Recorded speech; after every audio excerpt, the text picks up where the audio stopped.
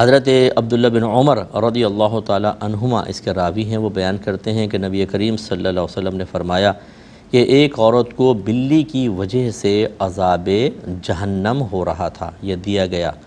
اور اس کی وجہ یہ تھی کہ اس نے بلی کو باندھ کر رکھا حتیٰ کہ وہ بھوک سے مر گئی۔ تو جب وہ داخل کی گئی تو سرکار فرماتے ہیں کہ دوزخ کے فرشتے نے اس عورت سے یہ کہا کہ تم نے اس بلی کو باندھ کے رکھا، نہ تم نے خود کھانا دیا، نہ اس کو چھوڑ دیا کہ وہ چوہے وغیرہ کھا کر گزارا کرتی، گویا کہ اس وجہ سے تمہیں عذاب ہو رہا ہے۔ تو آپ کو بہت ساری چیزیں سمجھ میں آئیں گی کہ کس صورت میں، بعض صورتوں میں تو ہم جانوروں کو جان سے مار سکتے ہیں اور ہماری کوئی گرفت نہیں ہے،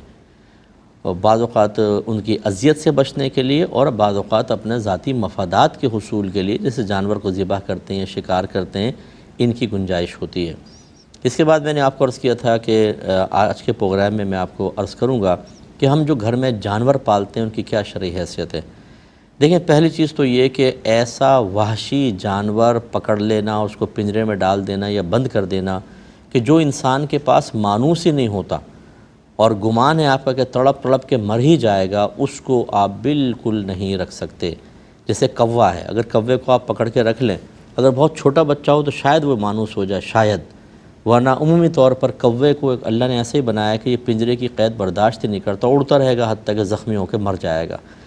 تو فرض کر لیں کوئی بھی ایسا جانور آپ نے کہ وہ پنجرے کی قید کو قبول نہیں کر رہا، اڑ رہا ہے، ٹکرا رہا ہے اور وہ مرنے کی کوشش کر رہا ہے،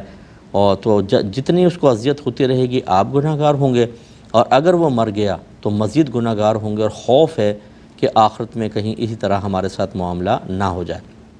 تو ایسے وحشی جانوروں کو تو پال ہی نہیں سکتے۔ دوسرا یہ ہوتا ہے کہ کیج برڈز ہوتے ہیں بعض اوقات جو پنجرے میں رہنے کے عادی ہوتے ہیں، جیسے آسٹریلین طوطے ہیں یا گرین پیرٹ ہوتے ہیں اور لبڑ وغیرہ ہوتے ہیں، یعنی طوطوں کی اقسام، چڑیوں کی اقسام،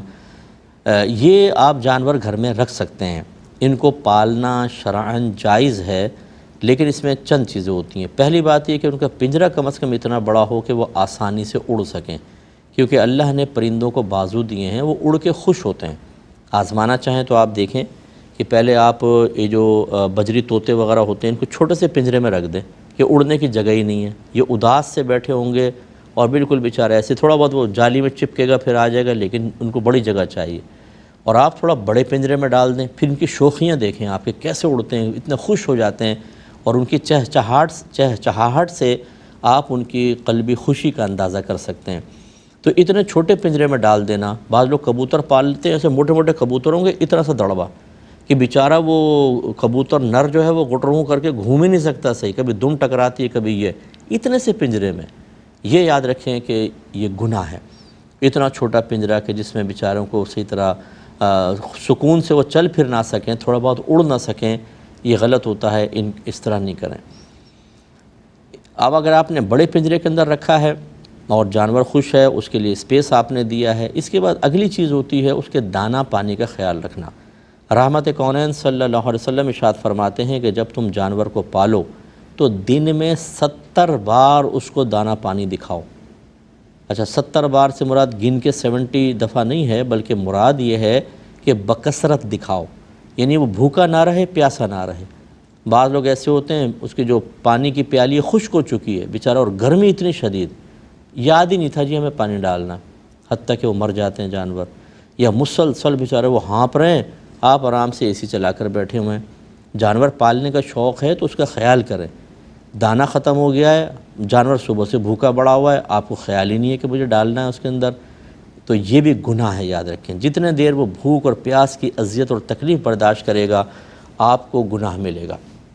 اس لیے تو جانور نہ پالیں، اور پالیں تو اگر آپ نہ پالتے تو آپ تو بڑی ذمہ تھے۔ بعض جانور ایسے ہوتے ہیں جو اپنا خود پیٹ، جیسے کبوتر ہے، چھوڑ دیں آپ، خود پیٹ پال لے گا۔ اللہ تبارک و تعالیٰ پھر اس کو الہام فرمائے گا۔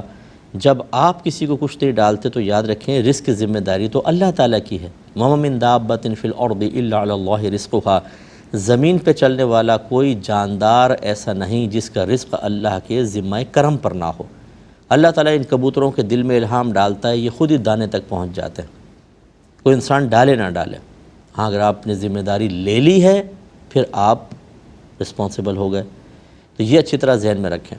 تو اس لیے آپ نے جب ذمہ داری لی تو پھر آپ کو ان کو پراپر ان کی دیکھ بھال کریں اور ان کو کھانا وانا دیں۔